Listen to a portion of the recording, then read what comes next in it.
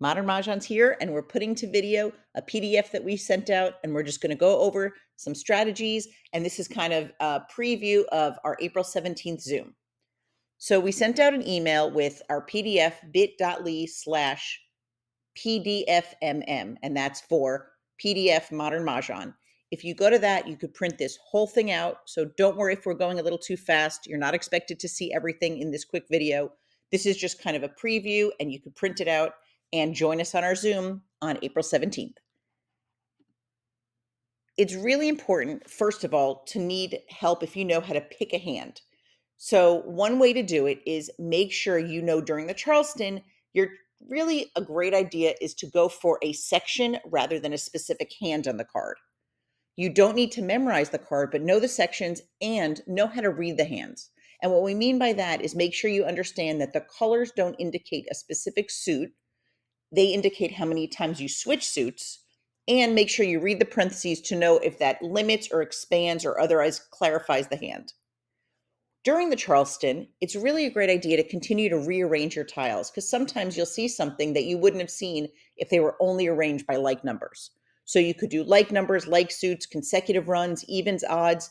Sometimes you might think, oh, I have so many evens, and not even realize that since it's 2024, you have a lot of hands turning that section, card tiles during that section. So count how many winds, dragons, flowers you have. We did recent posts on all of those like numbers for pungs, cons, flowers, winds, dragons. Those are great to kind of have in the back of your mind so you could figure out what sections you're aiming for. As you get new tiles during the Charleston, it's also a great idea to continue to rearrange your tiles. And this is kind of twofold.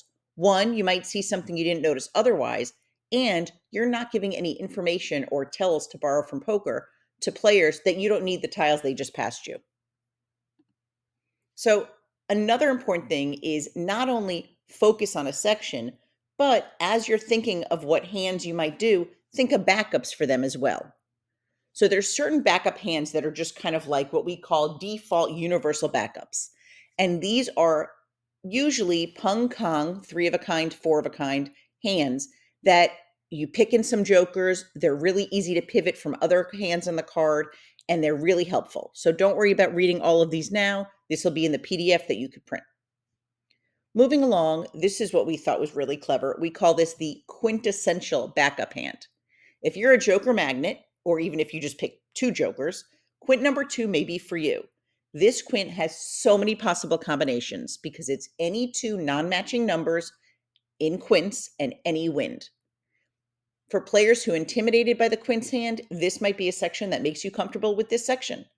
We predict it's going to be made a lot, and it's really hard to defend against because there could be so many possible tiles, even with exposures out. What's next? We go through all of the hands in the PDF in the singles and pairs section, and then we go through individual sections and just give other ideas for backup. So one word of advice is don't be nervous about singles and pairs. They're just regular hands that you can't use jokers. They're concealed hands, so you can only pick your 14th tile or call your 14th tile to win. So you could either pick it or call it.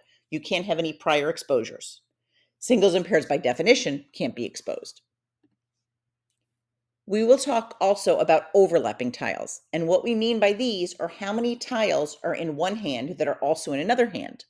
For example, singles and pairs number 6 is the highest value hand on the card. And it's 2024 twice, as well as 2 pairs north and south, and then singles east and west. If you look on the card, 2024 number 4 has 10 of the same tiles. So that's a huge overlap. So it's really easy to pivot if you're trying to get the singles and pairs hand, and then either your tiles are out, the singles and pairs are out, you pick in jokers, it's an easy pivot to that hand. And there's others that we get to in the PDF.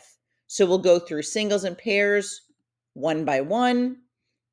And I know you can't see this quickly. You could download this and print. And then we do backup hands for the entire 2024 section. We do backup hands for each, the 2, 4, 6, 8, like numbers, addition, quints, consecutive run, 1, 3, 5, 7, 9, winds and dragons, 3, 6, 9. We hope that you enjoy this, and you could print this out. Once again, it's PDF That's a bit.ly link. It's just a link shortener. So it's bit.ly/PDFMM. And let us know what was the most helpful pivot and what you really think that would be helpful to learn the game. Thanks so much for joining us. You could watch the replay of our strategy session with Barney Gallassio on YouTube as well.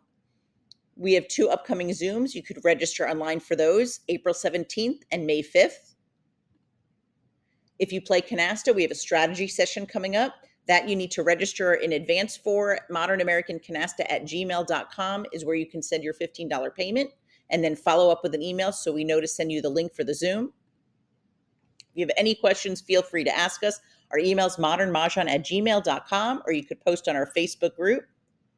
And if you are interested in shopping for our curated collection of Mahjong gifts and accessories, check out our women-owned small business.